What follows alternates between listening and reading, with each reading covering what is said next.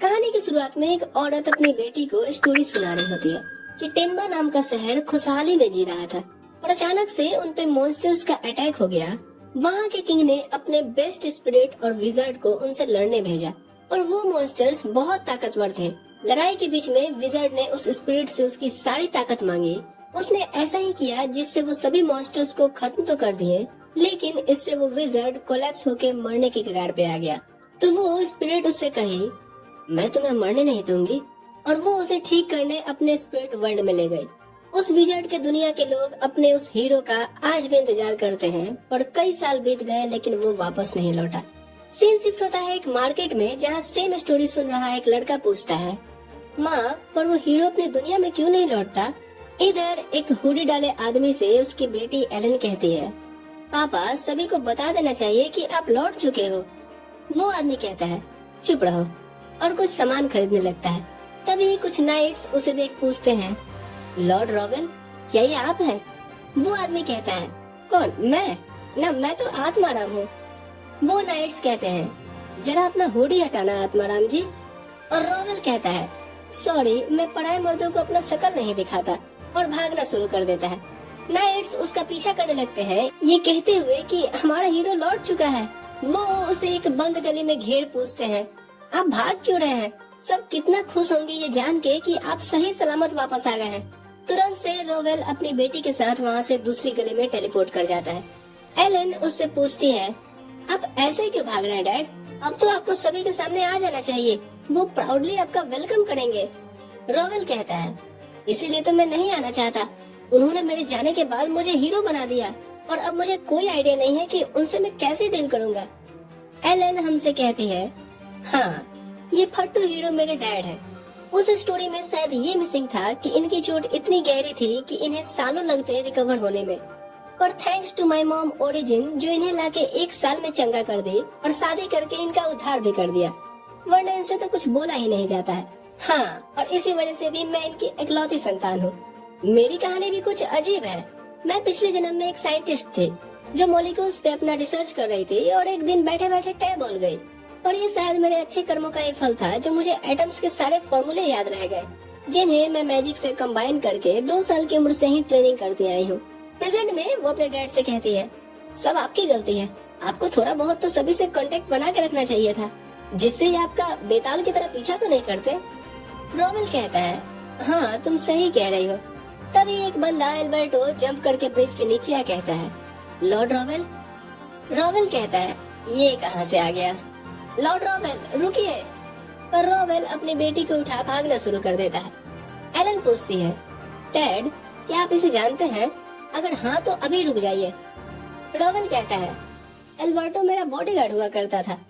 फिर वो मुड़ कहता है, मेरी बेटी से मिलो एल्बर्टो, कितनी क्यूट है ना, जरा इसके सिल्वर हेयर तो देखो। एल्बर्टो कहता है, हाँ सर, और मुझे बहुत खुशी है कि आप ठीक हैं। ड्यूक और आपकी फैमिली अखियां बिछाए आपका इंतजार कर रही है। अब आपका भाई सोवेल फैमिली का हेड बन गया है। रॉवेल कहता है, ये तो अच्छी बात है, फिर तो मेरे लौटने का कोई सेंस ही नहीं बनता। एल्बर्टो कहता है, और उनकी शादी आपकी फियांसे एजियल से हो गई है। ये सुन रॉवेल कहता है, क्या वो डायन मेरे भाई को निगल ली? फिर तो भूल जाओ कि मैं इस जगह लौटने वाला हूँ। तभी एलन कहती है, फट्टू डैड, आप एक गैर जिम्मेदार इंसान की तरह बात कर रहे हो। अगर आप अपनी फैमिली से मिलने नहीं गए तो आई हेट यू। रॉवेल तुरंत से गिड़गिड़ाने लगता है, अरे ये तुम क्या बोल रही हो? मैं जाता हूँ ना, प्लीज अपने शब्द वापस ले लो। पापा से ऐसे बात नहीं करते ना। ठीक है my sweet dad. Alberto shocked कि ये तो टोटली फैमिली मैन बन गए हैं। रास्ते में एलन पूछती है, वैसे ये एजियल कौन है डैड? रॉवेल बताता है कि वो टेन्बा की दूसरी प्रिंसेस है और मेरी फियांसे भी थी। बैटल के दौरान मैं उसे एंगेजमेंट कैंसिल करके गया था क्योंकि पता नहीं मैं जिंदा लौट के आता भी या नहीं, पर उसे लगा मैं उसे बदसूरत समझ के रिजेक्ट कर रहा हूँ, तो उसने किंग से बोल के मुझे और मेरे डैड को फ्रंट पे लड़ने भेज दिया, जहाँ मेरे डैड मारे गए। एल्बर्टो कहता है, और आपके गायब हो जाने पे उसने आपके भाई से शादी कर ली, ठीक वैसे ही जिद करके जैसे आपसे एंगेजमेंट की थी। हम उसके ऑनलाइन शॉपिंग की वजह से हमेशा कर्जे में ही रहते थे। बेचारा मेरा भाई कैसे संभाल रहा होगा उसे। महल जाने से पहले रॉवेल चर्च आता है अपने मैरिज को इस दुनिया में भी रजिस्टर कराने। एलन पूछती है, ऐसा क्यों डैड? रॉवेल कहता है, ताकि वो एजियल डायन मुझे देख के मेरे गले न पड़ जाए। वो अपनी वाइफ ओरिजिन को बुलाता है और ओरिजिन इससे काफी खुश थी। दोनों एक दूसरे का सुख दुख में आजीवन साथ देने का कसम खाते हैं और दस्तावेजों पे हस्ताक्षर करते हैं, जिसके बाद फादर इन्हें हस्बैंड वाइफ डिक्लेयर करता है और सेलिब्रेट करने के लिए एलन अपनी एटम के चीट स्किल से दोनों के लिए प्लेटिनम और डायमंड के रिंग बनाती है, ये कहते हुए कि ये आपकी जोड़ी को मजबूत बनाए रखेंगे। फिर वो डायमंड की सावर कराती है और रॉवेल ये देख काफी खुश था कि उसकी बेटी उसके लिए इतना कर रही है। एलन कुछ diamonds as a gift father को भी ऑफर करती है। इसके बाद रॉवेल को निकलना होता है और उससे पहले वो अपनी वाइफ और बेटी को स्पिरिट वर्ल्ड जाने बोलता है कि पता नहीं वो सन की औरत तुम्हें देख के क्या कुछ कर दे। जब सब कंट्रोल में होगा तो मैं बुला लूंगा, तब तक तुम दोनों मैजिकल पॉट से ही देखना क्या चल रहा है। फिर वो अपने घर को निकलता है और एल्बर्टो सोच रहा था कैसे लॉर्ड रॉवेल को उस औरत ने कितना मेंटली टॉर्चर किया और इन 10 सालों में वो कितना बदल गए हैं, अपनी फैमिली के साथ खुश नजर आते हैं। रॉवेल पहुंचता है और सभी जगह नारेबाजी हो रही थी कि उनका हीरो लौट आया है। रॉवेल सभी को जेंटली थैंक यू बोलता है और अपने अपने काम पे जाने को रिक्वेस्ट करता है। महल में उसका स्वागत होता है और उसके अंदर आते ही एक मोटी औरत कहती है, ओ रॉवेल तुम लौट आए, मेरे पहले प्यार। रॉवेल उसके नीचे न आ जाए इस वजह से वो साइड होता है और वो धड़ाम से जमीन पे गिर पड़ती है। इधर एलन पूछती है, माँ यही एजियल है क्या? और उसकी मॉम तो इधर गुस्से से आग बबूला हो रही थी कि मैं इस मोटी सुअर को मार डालूंगी अगर इसने रॉवेल को छुआ भी। एलन कहती है, मॉम शांत हो जाइए वरना ये कैसल बर्बाद हो जाएगा। इधर ह्यूमन वर्ल्ड में एजियल अपनी बेटी को बुलाती है, एमिलिया कहाँ मर गई, आगे अपने पापा से मिलो। और वो ढिमलाते ढिमलाते आके रॉवेल के सामने रुक पापा कहती है। अब इधर स्पिरिट वर्ल्ड में एलन आउट ऑफ कंट्रोल हो रही थी। उसकी मॉम कहती है, गुस्सा मत करो वो सिर्फ तुम्हारे पापा है। ह्यूमन वर्ल्ड में एजियल कहती है, लॉर्ड रॉवेल देखिए इसे कितनी क्यूट है ना, बिल्कुल मेरे पे गई है। रॉवेल अपने बटलर लॉरेंस से पूछता है, ये सब क्या चल रहा है, क्या इस अंडे का आविष्कारक मेरा भाई नहीं है? लॉरेन कहता है, पता नहीं। तभी सोवेल अंदर आता है और अपने भाई को 10 साल बाद देख के इमोशनल हो कहता है, तुम बिल्कुल डैड जैसे दिखने लगे हो। तभी एजियल उससे कहती है, अच्छा हुआ सोवेल तुम आ गए, मुझे तुमसे डिवोर्स चाहिए, तुम मेरे पे तन मन धन कहीं से भी ध्यान नहीं देते। सोवेल कहता है, तन तो मेरा तेरे लिए भगवान ने बनाया नहीं था, मन मेरा वैसे भी उग चुका है, और रही बात धन की तो वो मैं इन सब फालतू की चीजों पे तो खर्च नहीं करने वाला। एजिल कहती है, मैं एक रॉयल हूँ और अगर ये सब साजो सिंगार नहीं करूँगी तो कैसे दिखूंगी? सोवेल कहता है, करके तो कौन सा अप्सरा डक लग रही है? रॉवेल कहता है, ये सब बातें कमरे में होती हैं, कैमरे में नहीं। एजिल कहती है, ओ रॉवेल तुम्हारी ऐसी ही बातों की तो मैं दीवानी हूँ। रॉवेल लॉरेंस से कहता है, कल किंग और जस्टिस डिपार्टमेंट के साथ एक मीटिंग रखो। सोवेल पूछता है, जस्टिस डिपार्टमेंट क्यों? मैं तुम्हारा डाइवोर्स करा रहा हूँ, आओ कुछ प्राइवेट में बात करनी है। इधर एजिल सोच रही थी, वाह लॉर्ड रॉवेल हमारे एक होने के लिए खुद ही रास्ता बना रहे हैं। प्राइवेट रूम में रॉवेल पूछता है, सबसे पहले ये बताओ क्या एमिलिया सही में तुम्हारी बेटी नहीं है? सोवेल कहता है, मुझे नहीं पता, उस रात में जबरदस्ती के शादी से काफी चढ़ा के रखा था। रॉवेल कहता है, जो भी हो हमें इसका डाइवोर्स में फायदा मिल सकता है क्योंकि एजियल खुद ही तुम्हें अपनी बेटी का बाप नहीं मानती। तुम्हें अब बस कोर्ट रूम में मेरे हाँ में हाँ और ना में ना मिलाना है, बाकी सब मैं संभाल लूंगा। सोवेल कहता है, भाई पर इतने सालों से आप कहाँ थे, कुछ तो बताइए। रॉवेल कहता है, ओ हाँ मैं अब तक स्पिरिट वर्ल्ड में था, जो स्पिरिट मुझे ले गई ओरिजिन वो मेरी अब बीवी है और हमारी एक क्यूट इंटेलिजेंट बेटी भी है। वो सभी से ये बात सीक्रेट रखने को बोलता है जब तक ये डाइवोर्स वाला प्रोसेस कंप्लीट ना हो जाए। अपने भाई का ये सीक्रेट जान सोवेल भी अपना एक सीक्रेट बताने का हिम्मत करता है कि वो किसी कॉमनर लड़की से प्यार करता है और उसकी भी एक बेटी है। रॉवेल कहता है, मुझे कोई दिक्कत नहीं है, बस एक बार ये मैटर क्लियर हो जाए फिर तुम उसे ला सकते हो। सोवेल कहता है, बस भाई आप एक काम और करो, घर के हेड बन जाओ, मैं 10 सालों में बहुत थक गया हूँ। रॉवेल कहता है, मैं ऐसा नहीं कर सकता, स्पिरिट वर्ल्ड में रहने से मैं हाफ स्पिरिट बन गया हूँ और ह्यूमन वर्ल्ड की किसी भी चीज पे मेरा अब उतना हक नहीं रह गया। सोवेल कहता है, आप ऐसे क्यों बात कर रहे हो जैसे फिर से हमें छोड़ के चले जाओगे? प्लीज भाई बात को समझो, मेरे से ये नहीं हो रहा, मैं इस लायक ही नहीं हूँ। रॉवेल कुछ देर के लिए सोच में पड़ जाता है और उसे चिंता में देख ओरिजिन कहती है, लगता है उन्हें हमारी मदद चाहिए। ये दोनों ह्यूमन वर्ल्ड में आते हैं और रॉवेल इन्हें सभी से इंट्रोड्यूस कराता है। ओरिजिन कहती है, तुम तो इतने सालों से अपने फैमिली की बड़ी चिंता किए आ रहे थे और जब तुम्हारा भाई सभी को केयर करने की जिम्मेदारी दे रहा है तो भाग रहे हो। एलन कहती है, गैर जिम्मेदार पापा। रॉवेल कहता है ठीक है, तुम दोनों के आगे मेरी चली है क्या? वो सॉवेल से आ कहता है मैं कहीं नहीं जा रहा, सारी चीजें मैं हैंडल करूंगा, लेकिन असिस्टेंट बन के फैमिली के हेड तुम ही रहोगे। काश ऐसा बॉन्ड भाइयों के बीच रियल लाइफ में भी होता, जहाँ तो लोग एक एक इंच जमीन के लिए क्या नहीं कर जाते। खैर, यहाँ लॉरेन एलन के पास आके कहता है मैं इस फैमिली का सबसे पुराना बटलर हूँ, क्या आप मुझे ग्रैंडफादर कह के बुलाएंगे? और एलन कहती है क्या ग्रैंडपा कह के? और बटलर कहता है हाँ हाँ। रॉवेल अपनी बीवी से कहता है कल मुझे तुम्हारी जरूरत पड़ेगी। और ओरिजिन उसे लेके अपने से लगा कहती है मैं तो हमेशा तुम्हारे साथ ही हूँ। ये सीन देख एलन कुछ ज्यादा खुश नहीं दिखती और कहती है मेरा बाप एक संस्कारी लड़की है। रॉवेल ये सुन कहता है ओए, कौन सिखा रहा तुम्हें ये सब? मैं एक ब्रिलियंट स्टूडेंट हूँ। रॉवेल कहता है अच्छा, फिर तो तुम्हें ये भी पता होगा ना कि ये मेरी रजिस्टर्ड प्रॉपर्टी है। सॉवेल अपने भाई को ऐसे फैमिली के साथ हंसी मजाक करते देख सोचता है मैंने कभी इन्हें इतने लाइट मूड में नहीं देखा। इधर हम देखते हैं किंग के सामने उसका बेटा कहता है रॉवेल लौट चुका है और मुझे नहीं लगता कि एजियल ने जो उसके साथ किया उससे वो ज्यादा खुश होगा, इसलिए उसका गुस्सा न बढ़ा के आप बस वो जैसा बोले वैसा कीजिएगा, हमें उसकी जरूरत है। अगले दिन रॉवेल किंग को ग्रीट करता है और किंग उसे इनाम के तौर पे जो चाहे वो मांगने बोलते हैं। रॉवेल कहता है मेरी 2 मांगे हैं, पहली कि मेरी फैमिली से सारे रॉयल ताल्लुकात हटा लिए जाए और दूसरी कल आपकी बेटी की डाइवोर्स में आप भी कोर्ट रूम में मौजूद होंगे। किंग पूछता है क्या, पर डाइवोर्स क्यों हो रहा है? रॉवेल कहता है वो आपकी बेटी की ही मर्जी है, उसका कहना है कि वो किसी और से प्यार करती है। तभी किंग का बेटा रेचियल आगे आके कहता है अब डैड की तरफ से मैं बात करूंगा। इधर स्पिरिट वर्ल्ड में उसे देख एलन कहती है ये इंसान तो ब्लैक हार्टेड पर्सन है। ओरिजिन पूछती है तुम्हें ऐसा क्यों लग रहा है? क्योंकि माँ मुझे इसके अंदर सिर्फ डार्कनेस ही दिखाई दे रही है। प्रिंस रेजियल रॉवेल से कहता है तुम्हें थोड़ा कॉम्प्रोमाइज करना पड़ेगा, हम तुम्हारी फैमिली से रॉयल ताल्लुकात हटा लेंगे, पर तुम्हें वापस से किंगडम की सेवा में लगना होगा।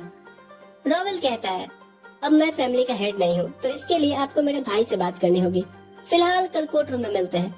इधर ओरिजिन एक्सप्लेन करती है एलन से कि क्यों उसे प्रिंस के अंदर डार्कनेस दिख रहा था।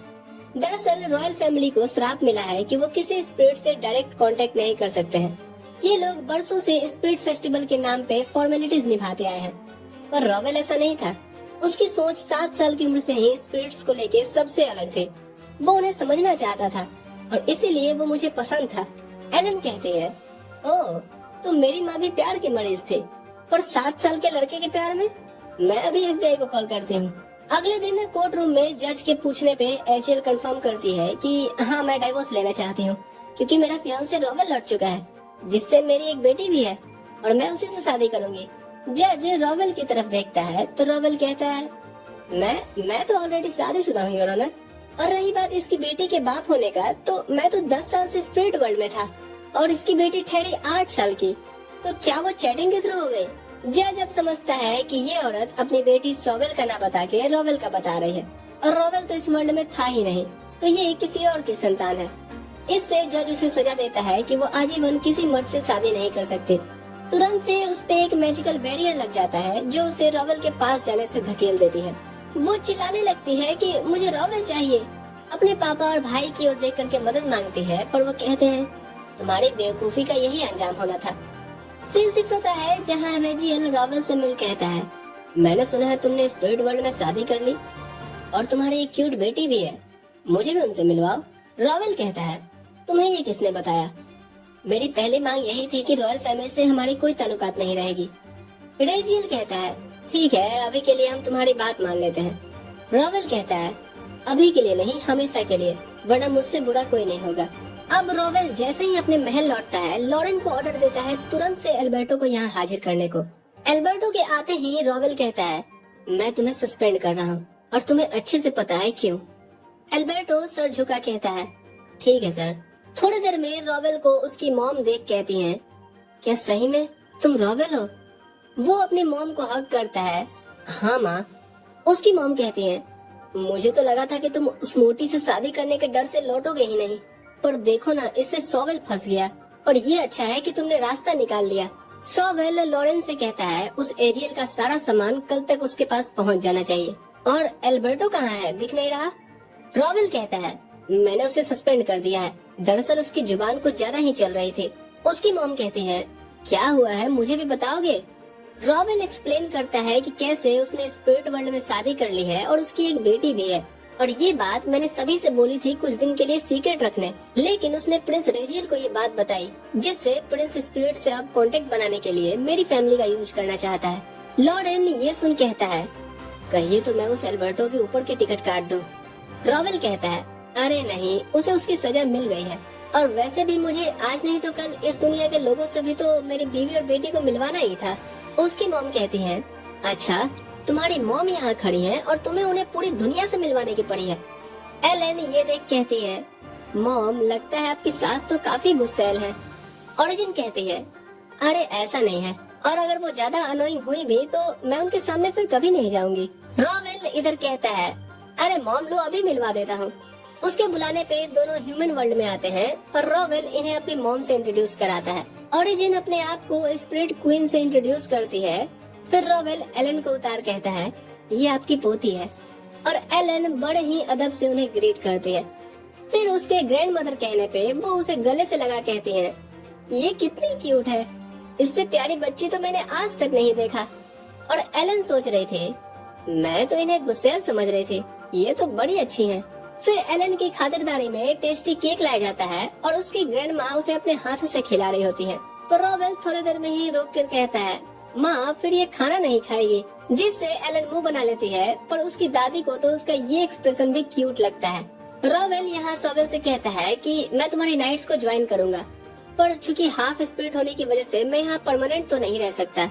उसकी मॉम पूछती है, क्या ओरिजिन भी यहाँ नहीं रह सकती? ओरिजिन कहती है, नहीं सासू माँ, दरअसल अगर मैं यहाँ ज्यादा देर तक रही ना तो पूरा शहर अमेज़न जंगल बन जाएगा। रॉवेल की मॉम पूछती है, और एलन? मुझे जानना है कि वो किस तरह की स्पिरिट है। एलन एक्सप्लेन करती है कि इस वर्ल्ड में हर चीज एटम से बना है और वो उन्हें मैनिपुलेट कर सकती है। डेमो के लिए वो एक कार्बन लेती है और उसे डायमंड में बदल देती है। सभी शॉक्ड, क्योंकि वो उन्हें ऑर्गेनिक केमिस्ट्री पढ़ा रही थी।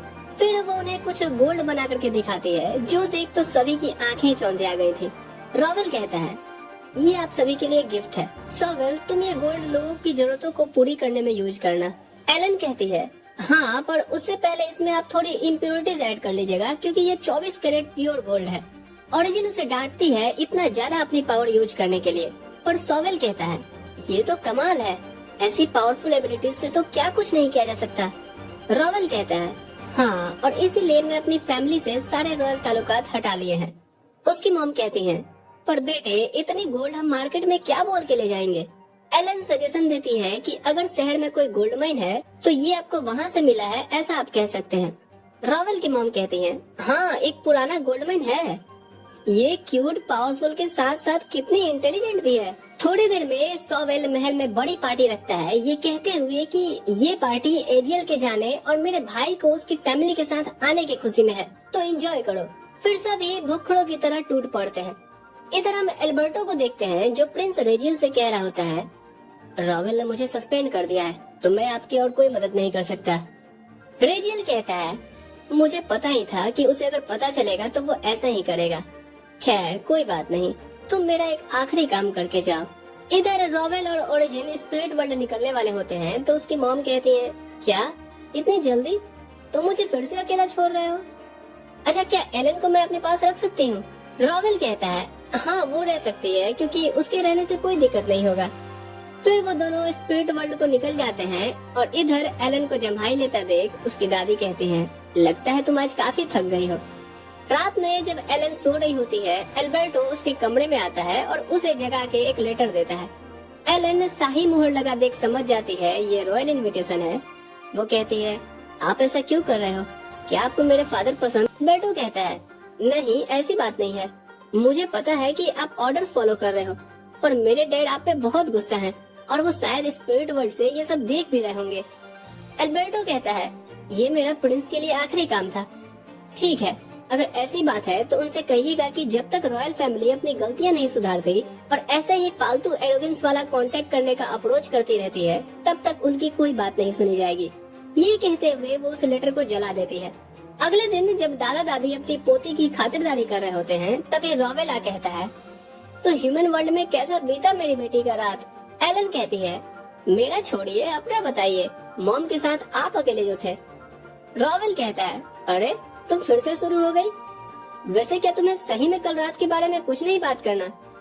एलन तुरंत से समझ जाती है, ओह तो आपने कल यहाँ मुझे जानबूझ के छोड़ा था ताकि एल्बर्टो अंकल मुझसे कांटेक्ट करें और आप उनका ट्रू इंटेंशन पता लगा पाएं। तो अब चूंकि आपको सब पता चल गया है तो जाइए और एल्बर्टो अंकल से चीजें सही करके आइए, नहीं तो मैं आपसे कभी बात नहीं करूंगी। रॉवेल कहता है, ये क्या तुम बात बात पे इमोशनल ब्लैकमेल करने लगती हो। कुछ देर बाद रॉवेल लॉरेन से पूछता है, तुम्हें क्या लगता है लॉरेन, मेरी बेटी और मुझ में कौन सही है। लॉरेन कहता है, माफ कीजिएगा पर आपकी बेटी का सही में कोई जवाब नहीं। रॉवेल कहता है, हाँ अब भिंगा के मत मार मुझे। इधर हम देखते हैं रेचल काफी गुस्से में था ये जान के कि उसकी इनविटेशन लेटर को बिना पढ़े ही एलन ने जला दिया, पर उसके दिए वार्निंग को सुन करके वो खुश होता है कि इसका मतलब उसे सॉल्यूशन पता है कि हम कैसे सही तरीके से स्पिरिट से कांटेक्ट कर सकते हैं। सीन शिफ्ट होता है जहाँ रॉवेल एल्बर्टो को बुला कहता है, तो क्या तुम अब भी प्रिंस रेचल के लिए काम कर रहे हो। एल्बर्टो कहता है, नहीं। रॉवेल कहता है, तुम्हें पता भी है कि तुमने अनजाने में कितनी बड़ी गलती की है। इससे मेरी बेटी अब रॉयल फैमिली की नजरों में चढ़ गई है, पर देखो वही तुम्हें मुझसे बात करने को बोली है। अगर उसने वो लेटर खोल के पढ़ा भी होता ना तो सबसे पहले मैं तुम्हारा सर उड़ाता, लेकिन उसने ऐसा नहीं किया। एल्बर्टो ये सुन शॉक्ड होता है। जाते हुए रॉवेल कहता है, तुम कल से ज्वाइन कर सकते हो, पर तुम्हें मेरा भरोसा फिर से जीतना होगा। और हाँ, मेरे डैड के साथ साथ अब तुम मेरी बेटी के भी शुक्रगुजार हो, ये मत भूलना। एल्बर्टो याद करता है कैसे बैटलफील्ड में उसकी जान बचाते हुए लॉर्ड रॉवेल के डैड मारे गए थे। वो कसम खाता है कि वो भी किसी दिन ऐसी सिचुएशन में ही मरना पसंद करेगा। सीन शिफ्ट होता है जहाँ एलन अपने दादा दादी के साथ स्नैक्स एंजॉय कर रहे थे। तभी रॉवेल आता है जिससे वो जाके अपने दादी के पीछे छुप जाती है। रॉवेल कहता है, अरे तुम अपने बाप को इग्नोर कर रही हो, अब तो मैंने एल्बर्टो का सस्पेंशन कैंसिल भी कर दिया है। एलन कहती है, तो अभी आपको एल्बर्टो अंकल ही नहीं बल्कि बाकी सारे मेट्स एंड सर्वेंट्स से ये चीजें क्लियर करनी चाहिए ताकि कोई ऐसे अनजाने में भी मिस्टेक ना करे, आप समझे। और रॉवेल कहता है, हाँ मेरी इंटेलिजेंट बच्ची, अब मेरे पास भी आ जाओ, ऐसे न तरपाओ मुझे। और एलन आके उसे हेड पैट करती है। सभी कहते हैं, कभी कभी तो समझ ही नहीं आता कि कौन बाप है और कौन बेटी। थोड़ी देर में बटलर अपने सारे मेट्स को बुला कहता है, मेरी पोती को बिल्कुल हाई क्वालिटी सर्विस मांगता है। तुरंत से सारे मेट्स और सर्वेंट जाके छिप जाते हैं। हाँ, ये लोग हाइड एंड सीक खेल रहे होते हैं। एलन ढूंढना शुरू करती है पर उसे कोई नहीं मिलता। काफी देर तक एक भी पर्सन को ना ढूंढ पाने की वजह से वो उदास होकर रोने लग जाती है। तभी बटलर निकल कहता है, अरे चिंता मत कीजिए, आपकी टीम में अब दुनिया का सबसे बड़ा डिटेक्टिव ज्वाइन हुआ है। फिर एक एक करके वो सभी को ढूंढ निकालता है। रॉवेल भी ने ज्वाइन करता है और सभी के लोकेशन एक्सपोज करने लगता है। और एट द एंड एलन ये कह के रॉवेल का दिल तोड़ देती है कि आप जबरदस्ती मेरे टीम में घुस आए, जाइए मैं आपसे बात नहीं करती। इनका ये रूठना मनाना जब खत्म होता है, एलन अपने चाचू दादी और मुंह बोले दादा को बाय बोल रही होती है स्पिरिट वर्ल्ड में जाने से पहले। यहाँ एल्बर्टो भी था जो उसका थैंक्स कह रहा होता है, उसने जो कुछ भी उसके लिए किया उसके लिए। एलन उसके गालों पे किस कर कहती है, अरे कोई बात नहीं अंकल, हम फिर मिलेंगे। रॉवेल एलन से जाने बोलता है कि मुझे थोड़ा कुछ काम है, वो निपटा के आऊंगा। सीन शिफ्ट होता है जहाँ रॉवेल सॉवेल से पूछता है, तो अब तुम बताओ कब अपनी महबूबा और बच्ची से हमें मिला रहे हो। सॉवेल कहता है, इतने भी क्या जल्दी है भाई। रॉवेल कहता है, देखो मेरी बेटी जो है अभी वेनक्रिफ्ट फैमिली की एकलौती वारिस है जो आगे जाके स्पिरिट क्वीन बनेगी, और अगर उससे पहले कोई और इस घर में वारिस नहीं हुआ तो हमें रॉयल फैमिली को ये खबर देनी पड़ेगी। तो इससे अच्छा ही है ना कि तुम उन्हें लाके वेनक्रिफ्ट फैमिली का एक पार्ट बना देते हो, तो इस घर को एक वारिस भी मिल जाएगा और तुम्हारी महबूबा को उसका अधिकार भी। सॉवेल कहता है, ये बड़ी अच्छी बात कही आपने। अगले दिन सॉवेल की होने वाली वाइफ, हो चुकी वाइफ, क्या बोलेंगे इसको, एरिया आती है अपनी बेटी लाफिला के साथ। उनका स्वागत होता है और एरिया का तुरंत से नजर जाकर के रॉवेल पे टिक जाता है। रॉवेल खुद को सॉवेल के बड़े भाई की तरह इंट्रोड्यूस करता है और फिर घर में सॉवेल और एरिया की शादी की तैयारियां शुरू हो जाती हैं। अब जब रॉवेल स्पिरिट वर्ल्ड में आता है, ऑरिजिन उस पे काफी गुस्सा थी कि वो आजकल काफी पार्टियां और लड़कियों के आसपास नजर आने लगा है। रॉवेल माफी मांगता है कि मैं तो अवॉइड कर ही रहा था, पर क्या करोगी, घर में शादी का माहौल है तो लोग पिला ही देते हैं। ऑरिजिन कहती है, बस बातें बनवा लो आपसे। रॉवेल कहता है, अब मैं आ गया हूँ ना तो अब पूरा टाइम मैं इधर ही दूंगा। फिर वो ऑरिजिन से कहता है, सॉवेल के वेडिंग में रॉयल फैमिली भी होगी, वहाँ हम प्रिंस रेजिल की वजह से एलन को नहीं ले जा सकते। एलन कहती है, ठीक है डैड, मैं समझ गई। वो ताना मारते हुए कहती है, मुझसे तो कोई प्यार ही नहीं करता। अगले दिन ह्यूमन वर्ल्ड में एरिया की नजर रॉवेल पे ही रहती है, जो देख करके तो इधर ओरिजिन का दिमाग खराब हो रहा था कि इस औरत का आखिर इरादा क्या है। एलन जैसे तैसे करके अपनी मॉम को शांत करवाती है कि पापा को भी जल्दी उसे देख के एहसास हो जाएगा कि वो एक चीप औरत है और वो उसे अवॉइड जरूर करेंगे। ओरिजिन कहती है, तुम सही कह रही हो ना? एलन कहती है, हाँ मॉम। वेडिंग के दिन रॉवेल और ओरिजिन एरिया से मिलते हैं और स्पिरिट क्वीन को देख करके एरिया को ज्यादा खुश नहीं दिखती। साथ ही यहाँ रॉयल फैमिली की तरफ से फर्स्ट प्रिंस रेजियल भी आया था अपने बेबी लॉरेल और बेटे गैडियल के साथ। एलन सभी चीजें स्पिरिट वर्ल्ड से देख रही थी और न सिर्फ प्रिंस रेजियल बल्कि पूरे रॉयल फैमिली में उसे ब्लैक ऑर्डर नजर आ रहा था। सेरेमनी आगे बढ़ता है और अब सोवेल और एरिया को दस्तावेजों पे सिग्नेचर करने थे, पर एरिया के साइन करने से पहले ही उसके हाथ से पेन छूट के गिर जाती है, जैसे कि कोई ताकत उसे रोक रही हो। रॉवेल और ओरिजिन के साथ साथ रेजियल भी ये देख करके समझ जाता है कि कुछ न कुछ तो गड़बड़ है इस औरत में, तभी गॉडेस ऑफ जजमेंट ऐसा होने नहीं दे रही। अब इससे पहले कि पूरे सेरेमनी में ये बात फैल जाए कि गॉडेस नहीं चाहती कि ये शादी हो, एलन अपना दिमाग लगाती है और स्पिरिट वर्ल्ड से आकर के डायमंड की सावर कराने लगती है। इस नज़ारे को देख लोगों को लगता है कि गॉडेस की खास ब्लेसिंग्स है वेनक्रिस्ट फैमिली पे और लोगों का उस चीज से ध्यान भटक गया था जैसा कि एलन का प्लान था। पर उसे तो पता ही था कि मॉम डैड को ये पता चल गया होगा अब तक कि मैं यहीं पे हूँ, इसलिए अब मुझे निकल जाना चाहिए। पर इससे पहले उसकी नजरें प्रिंस के बेटे गैडियल से टकरा जाती है जब वो अपने डैड से स्पिरिट के बारे में पूछ रहा था। उसके डैड कहते हैं, इतना समझ लो पूरे रॉयल फैमिली पे कर्ज लगा है कि वो स्पिरिट से कांटेक्ट नहीं बना सकते। गैडियल जैसे ही दोबारा उस लड़की की तरफ मुड़ता है, एलन जा चुकी थी। इधर ओरिजिन रॉवेल से कहती है, चिंता मत कीजिए, अब वो जा चुकी है। थोड़ी देर में जब सेरेमनी खत्म होता है, रॉवेल देखता है कि प्रिंस उसका वेट कर रहा है। वो ओरिजिन को जाने बोलता है और वो तुरंत से गायब हो जाती है। रेजियल कहता है, तुम्हारी बीवी और बेटी कहीं नजर नहीं आई? रॉवेल कहता है, हाँ उनकी तबीयत थोड़ी ठीक नहीं थी। रेजियल कहता है, अब बस भी करो, मुझे सब पता है, ये भी कि सेरेमनी में क्या हुआ था। जिस औरत से तुम्हारा भाई शादी किया उसे खुद गॉडेस ऑफ जजमेंट का अप्रूवल नहीं मिला। अगले हफ्ते अपनी बेटी के साथ महल में जरूर आना, मुझे अपने बेटे से उसे इंट्रोड्यूस करवाना है। और हाँ, इस बार तुम मुझे ना नहीं कह सकते। इधर जब एरिया अपने वेडिंग ड्रेस चेंज कर रही होती है, अपने हाथ पे एक निशान देख करके हैरान रह जाती है। तभी रॉवेल और ओरिजिन आते हैं और सारे मेट्स को बाहर जाने को बोलते हैं। उनके जाते ही रॉवेल कहता है, तुम्हें पता है ये निशान तुम्हें क्यों मिला है? एरिया कहती है, नहीं। रॉवेल कहता है, अब तुम्हारी वजह से मेरी बेटी दाव पे लगी है। रॉयल फैमिली को पता चल गया है कि तुम्हें गॉडेस ऑफ जजमेंट ने सेरेमनी में साइन करने से रोका था और अब वो मेरी बेटी से मिलना चाहते हैं, इस शर्त पे कि वो इस बात को सीक्रेट रखेंगे। ओरिजिन कहती है, जरा आराम से रॉवेल। फिर वो बोलती है, देखो तुम्हारी भी एक बेटी है और क्या तुम चाहोगे कि किसी और की बेवकूफी की वजह से वो मुसीबत में पड़े? एरिया कहती है, कभी नहीं। ओरिजिन कहती है, तो ऐसा ही समझ लो, हम भी नहीं चाहते। ये निशान तुम्हारी उस झूठ के लिए गॉडेस ऑफ जजमेंट से मिला है कि तुम सोवेल से प्यार करती हो। रॉवेल कहता है, क्या तुम्हारे दिल में किसी और के लिए गिटार बज रही है? एरिया कहती है, नहीं। रॉवेल कहता है, तो फिर तुम मेरे भाई से प्यार करना शुरू करो, नहीं तो ये तो सिर्फ वार्निंग थी। गॉडेस की ऐसी मार पड़ेगी कि तुमसे संभाला नहीं जाएगा। ओरिजिन उसके पास आ उसके निशानों को छुपाते हुए कहती है, ये तुम्हारे अलावा किसी और को नहीं दिखेगा और जब तुम सोवेल से प्यार करना शुरू कर दोगी तो धीरे धीरे ये हमेशा के लिए गायब भी हो जाएगा। रॉवेल कहता है, ये बात किसी को पता नहीं चलनी चाहिए, सोवेल को भी नहीं। ये सारी चीजें एलन देख कहती है, एजियल के जाने के बाद से लगा था अंकल सोवेल को कोई प्यार करने वाला मिलेगा, लेकिन यहाँ तो कुछ और ही चल रहा है और मुझे पता है कि जिसके लिए आंटी के दिल में गिटार बज रहा है ना, वो कोई और नहीं मेरे डैड ही हैं। इधर गैडियल उस लड़की को याद कर अपने डैड से पूछता है, आखिर ऐसा क्या हुआ था डैड जिससे रॉयल फैमिली को कर्ज मिला? रेजियल कहता है, ये तो मुझे भी नहीं पता क्योंकि ये सदियों पुरानी बात है और मैं तुम्हारे लिए पता जरूर लगाऊंगा।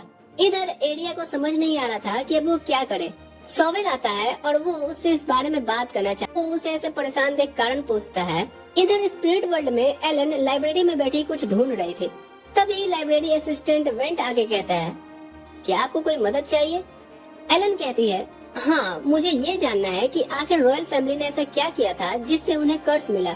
वेंट पूछता है, आपको ये क्यों जानना है और इन सब बातों के लिए आप बहुत छोटी हैं।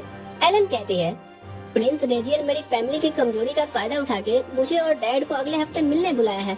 जो सुन वेंट गुस्से से फूट पड़ता है कि उसकी इतनी हिम्मत। एलन उसे शांत कराती है और कहती है, इसीलिए मेरा ये जानना जरूरी है ताकि मैं समझ सकूं कि आखिर हुआ क्या था। वेंट बताता है कि करीब 200 साल पहले मॉन्स्टर्स का अटैक हुआ और उस समय के किंग ने स्पिरिट क्वीन से डिमांड किया कि उससे लड़के उसके देश को प्रोटेक्ट करे।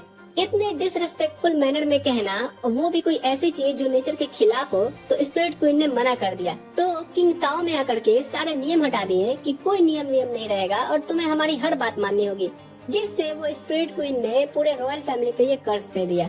एलन इन्हीं सब चीजों को सोच रही होती है कि तभी रॉवेल और ओरिजिन लौटते हैं और एलन को खोया हुआ देख पूछते हैं, क्या हुआ है। एलन कहती है, मुझे अब सब पता चल गया है, रॉयल फैमिली और स्पिरिट्स के बीच क्या हुआ था। ओरिजिन कहती है, तो तुम्हारा अब इस पे क्या मानना है? क्या हमें काइंडनेस शो करके रॉयल फैमिली से कर्ज को हटा लेना चाहिए? एलन कहती है, नहीं मॉम, उन्हें उनकी गलतियों की सजा मिलनी ही चाहिए जब तक ये इंसान अपने सेल्फिश नेचर से बाहर नहीं निकलते। रॉवेल माफी मांगता है तो एलन कहती है, इसमें आपकी कोई गलती नहीं है डैड, और मैं हाफ ह्यूमन हूँ, पर फिर भी मेरे पास grandmother, grandfather, uncle Sowell और एल्बर्टो हैं, जिन्हें मैं प्राउडली प्यार करती हूँ। पर वैसे लोगों को मैं कभी माफ नहीं करूँगी जो अपने गलतियों से कुछ नहीं सीखते। रॉवेल कहता है, ओह मेरी बेटी कितनी समझदार हो गई है, हटिए यहाँ से। लगता है आपका भी चार्म ह्यूमन वर्ल्ड में कुछ ज्यादा ही चल रहा है, मुझे अपने दादी से मिलना है। रॉवेल उसे लेके ह्यूमन वर्ल्ड में आता है, जहाँ उसे अपने दादी से जादू की झप्पी मिलती है। थोड़ी देर में सोवेल एरिया के साथ आता है और एलन उठ कहती है, अंकल क्या मैं आंटी से कुछ देर बात कर सकती हूँ? सोवेल कहता है, हाँ बिल्कुल, पर एरिया कुछ ज्यादा ध्यान नहीं दे रही थी। तो सोवेल कहता है, उसकी बातें ध्यान से सुनो, वो भले ही तुम्हारी बेटी की उम्र की है पर काफी इंटेलिजेंट है। एलन कहती है, मेरी मॉम ने उस निशान को छुपाया ताकि आपके अलावा किसी और को ये बात पता न चले, पर आपने फिर भी अंकल सोवेल से ये बात शेयर की। एरिया कहती है, मैं उनसे कुछ नहीं छुपा सकती क्योंकि मैं उनसे प्यार करती हूँ। एलन कहती है, ये प्यार नहीं है, बल्कि आप उनसे माफी की उम्मीद से उनसे ये शेयर की थी। एरिया कहती है, क्या तुम साफ साफ कहोगी? एलन कहती है, साफ साफ बात यही है कि मेरे डैड के लिए अपने दिमाग से गलत थॉट्स निकाल दीजिए। उसकी दादी कहती है, इस शहर के किसी भी लेडी के लिए रॉवेल को पसंद करना आम बात है, पर तुम्हारे साथ ऐसा इसलिए हो रहा है क्योंकि तुमने अभी तक सोवेल की फीलिंग्स को अच्छे से समझा ही नहीं। एरिया पैनिक कर कहती है, नहीं मैं आपके सोवेल को दिल से प्यार करती हूँ। एलन कहती है, अगर ऐसा था तो गॉडेस ऑफ जजमेंट से आपको वो वार्निंग मिलता ही नहीं। अभी भी वक्त है, अपने पति से प्यार करना शुरू करो और मेरे फादर मदर के बीच आने की कोशिश भी मत करना। फिर वो एक स्माइल के साथ कहती है, वरना मैं और मेरी मॉम तुम्हें इतना पीटेंगे कि अपनी शक्ल नहीं पहचान पाओगी। बेचारी इतना सुन के तो वो वहीं बेहोश होकर गिर जाती है। ये सब स्पिरिट वर्ल्ड से चुपचाप ओरिजिन भी देख रही होती है। कुछ देर बाद सोवेल आ कहता है, मुझे तो कुछ समझ ही नहीं आ रहा। एलन माफी मांगती है कि मैं कुछ ज्यादा ही हार्श हो गई अंकल, पर ये मेरी फैमिली का मैटर था इसलिए बोलना पड़ा। सोवेल कहता है, नहीं नहीं, ये बात रख के तुम दोनों फैमिली को टूटने से बचा ले। एलन रॉवेल की तरफ देख कहती है, डैड तो क्या हमें रॉयल फैमिली से मिलने निकलना ही होगा? और रॉवेल कहता है, हाँ अनफॉर्चुनेटली, पर हमें जाना ही पड़ेगा। तुरंत से उसकी दादी कहती है, सभी के लिए नए कपड़े लाए जाएं और अपनी पोती को मैं खुद तैयार करूंगी। सोवेल आके कहता है, माफ करना भतीजी, पर मॉम को हमेशा से एक बेटी चाहिए थी और तुम्हें देख के वो खुद को रोक नहीं पाती है। एलन कहती है, पर सिर्फ आज मैं ही नहीं ट्रांसफॉर्म होंगी। वो मेकअप आर्टिस्ट बुलाती है और तुरंत से अपने डैड से कहती है अंकल को पकड़ने के लिए। थोड़ी देर में सोवेल एकदम हैंडसम मुंडा बन गया था। एलन हंसते हुए कहती है, अब तो पक्का एरिया आंटी किसी और मर्द पे ध्यान नहीं देंगी। रॉवेल कहता है, ये बढ़िया आइडिया था बेटी। वीडियो पसंद आया लाइक शेयर हाइप करना मत भूलना। जल्दी मिलूंगा अगली वीडियो में। ठीक है दोस्तों, अभी के लिए मैं चलता हूँ।